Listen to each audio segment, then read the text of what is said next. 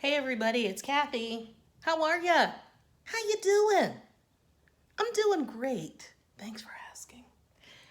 I'm feeling more inner child today, so I'm looking the part. It's quite easy to do for me, sadly.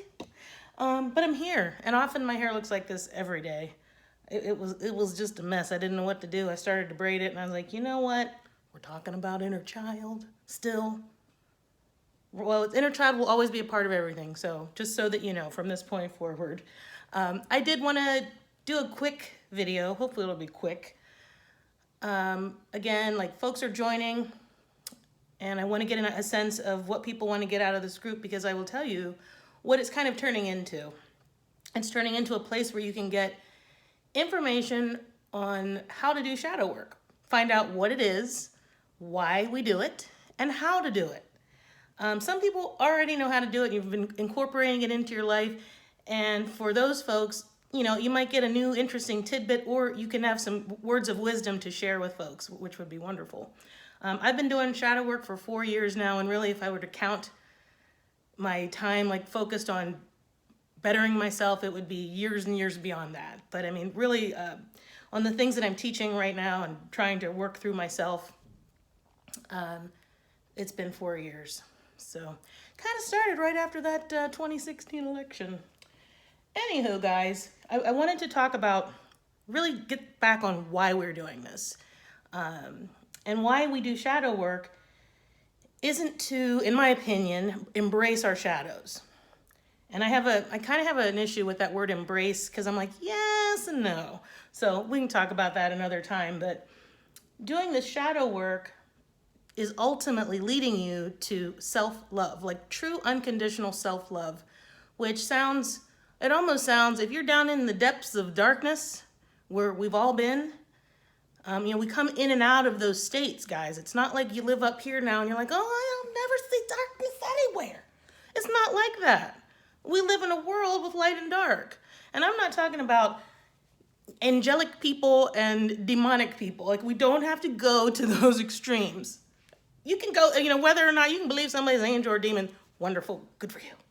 I'm talking about the everyday experiences when we walk around and we do our banking and our grocery shopping and going to Starbucks and just being a nice person, smiling, not looking down. Everyone is kind of just, I found that, because I'm somebody, I'm out there, I'm like, hey, I used to be that person, like, don't talk to me, don't look at me. That's all. I went through a phase as a young adult, working, being a professional, carrying my little briefcase. I actually carried a briefcase. That's how, like, you can want to date yourself, talk about a briefcase going to work. Anyway, it just happened in the beginning. It's okay. So my point being, what is my point of all of this? The point is, this is leading us to self-love. I mean, ultimately, the heart of the shadow work and the nitty-gritty of it is having to look at parts of yourself that you haven't wanted to face, or you've repressed, or you've forgotten. And, I see a lot of people coming on here who are like, I don't know where to begin. I understand. Because I kind of got into it and didn't realize I was doing it. There's no place to begin. I can offer you some choices, like, hey, you can start here, here, here, or here, which I have done, and I will reiterate in a moment.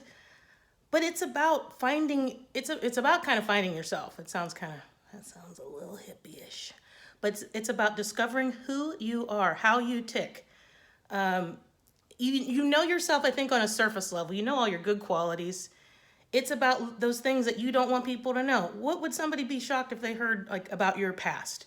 Maybe about past relationships, past jobs that you had that you might be embarrassed about, past addictions, habits, how you grew up. I'm talking about that kind of stuff. Being able to be like, oh, this is what happened to me. And then sometimes, this is interesting, I find, you realize that you may have had some trauma when, this could be a good game show. You might have had trauma if, trying to make it funny, but it's real at the same time. But when you find people, you tell them a story from your childhood and they're just like things that you thought were normal. I shouldn't say normal. Things that most people did, because there really is no normal anymore. But you know what I mean, using the word normal. You find that, like, oh, most folks didn't do that. Okay, we all have our boundaries.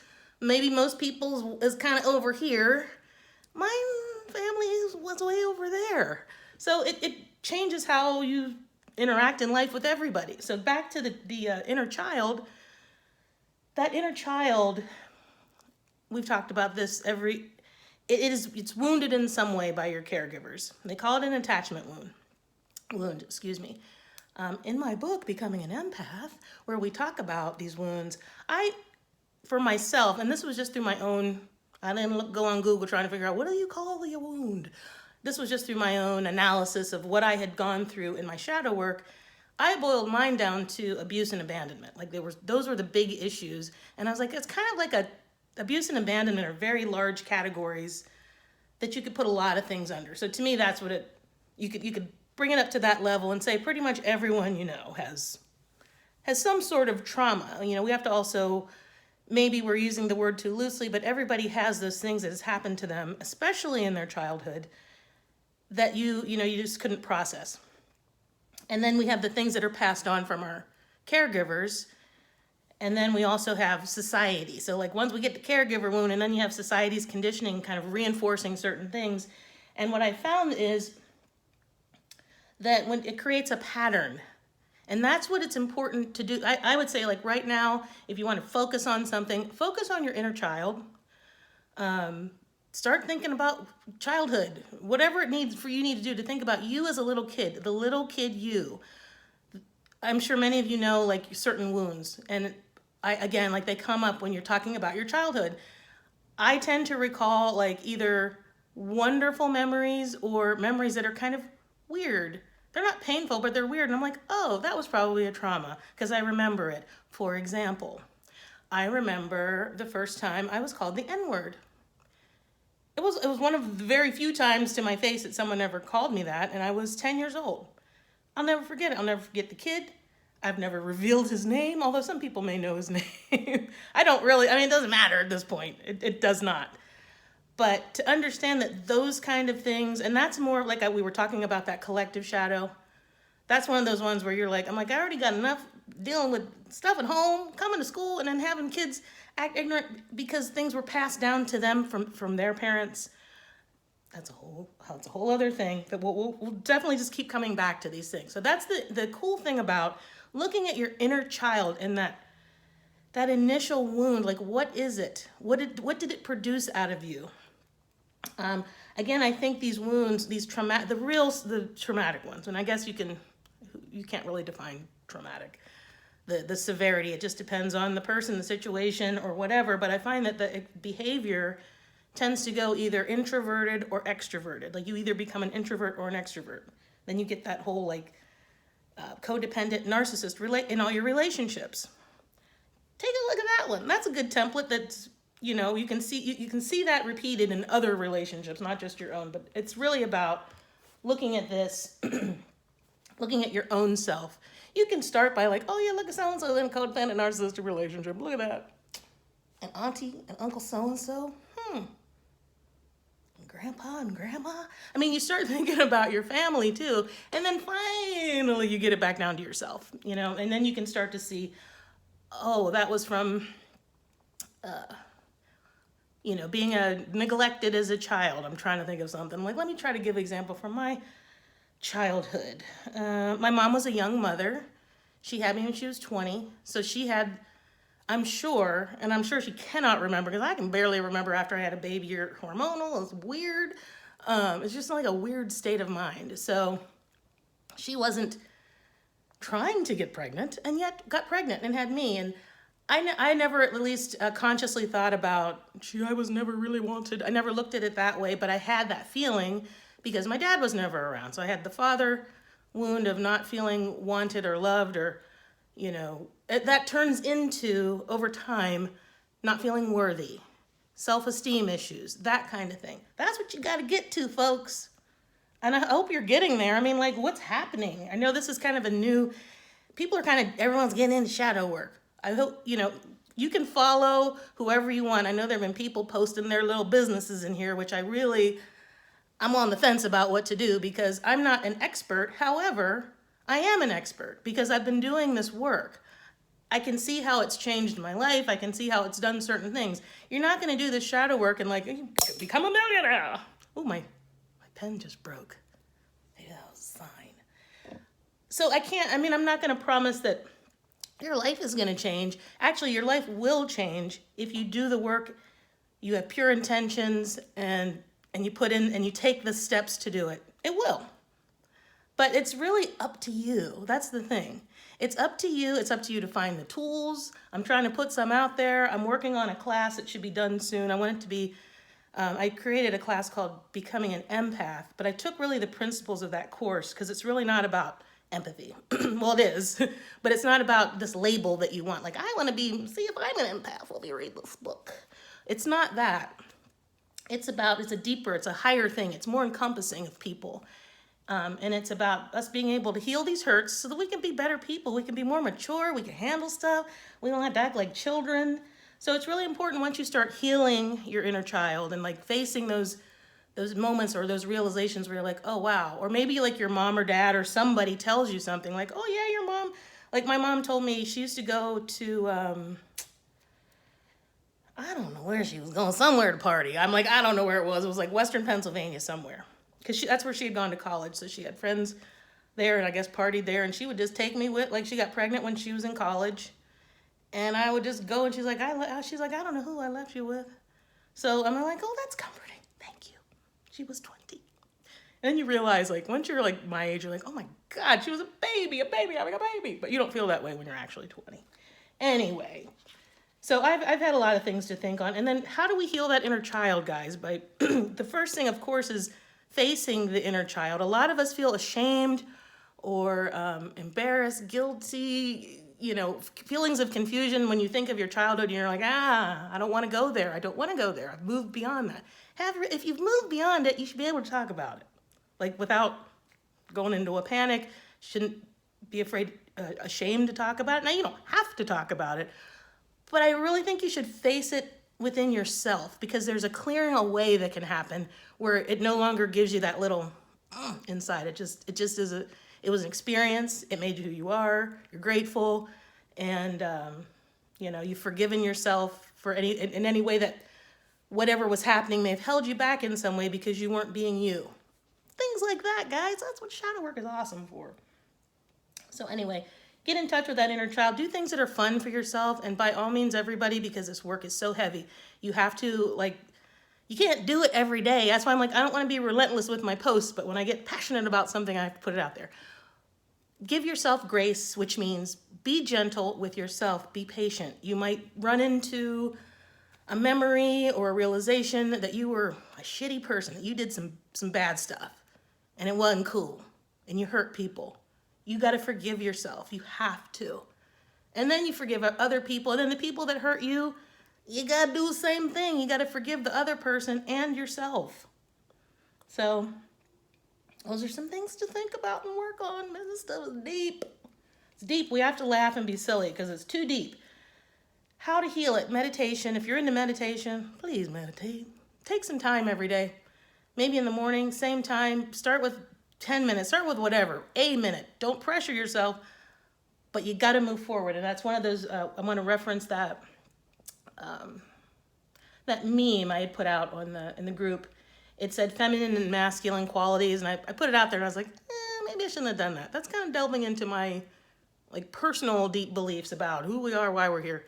Put it out there anyway, why not? I do believe without reading all these different lots of qualities, we know that we have feminine and masculine qualities. And that feminine quality is an inward reflection, shadow work, inner work, praying, whatever you want to call it, thinking about life and yourself. The outer, the masculine quality is taking action, going out into the physical world. We balance those within ourselves. When we can make that balance, it's a wonderful thing. So, you don't have to have let me see if I have all 20 of these feminine qualities. Let's just think about the feminine quality as an energy of being receptive. You are open to receive things. Be open to receive help is something I'm working on personally, is just being open to receive whatever help I need, but also being able to identify what do I need. People are asking me, what do you need? I'm like, I don't know. Let me think about it. Really thinking about what you need. What do you need to be happy? What do you need to feel better, to come out of a dark place? Because this work doesn't begin in the happy, love, and light place, guys. Shadow work begins in the dark. And those of us that have been in the darkest of dark, understand what it's like to have to pull yourself out of a place, but you can.